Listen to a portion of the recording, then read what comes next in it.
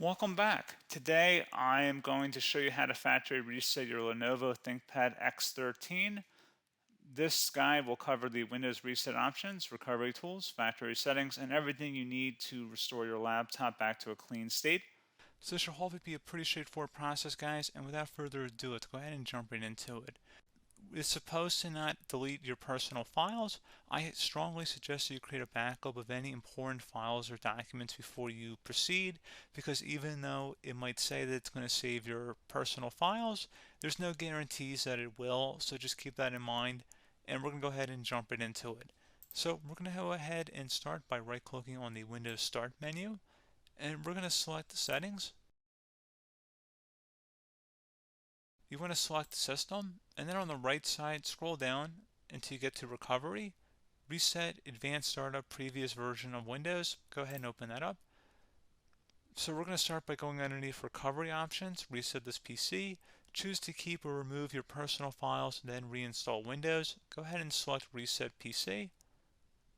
Underneath Choose an option, Keep My Files removes apps and settings but keeps your personal files. Now, like I said, there's no guarantee, but you still want to create a backup, but we are going to select that for today's tutorial here. And it's going to ask how would you like to reinstall Windows. I usually do a local reinstall, so that's what I'm going to select. And current settings is going to reinstall Windows from this device, and then we're going to select next again. This shouldn't take too long here, guys. And resetting will change settings back to their default, keep personal files, reinstall Windows from this device, remove all apps and programs, and you can also view what apps will be removed. This will take some time and your PC will restart. These are the apps that will be removed, so take note of that. So you're definitely going to have to reinstall some stuff once it's done. So it looks like I accidentally closed out of there, so I'm just going to go back to exactly where we were. And we're just going to go ahead and proceed with the reset here and select reset.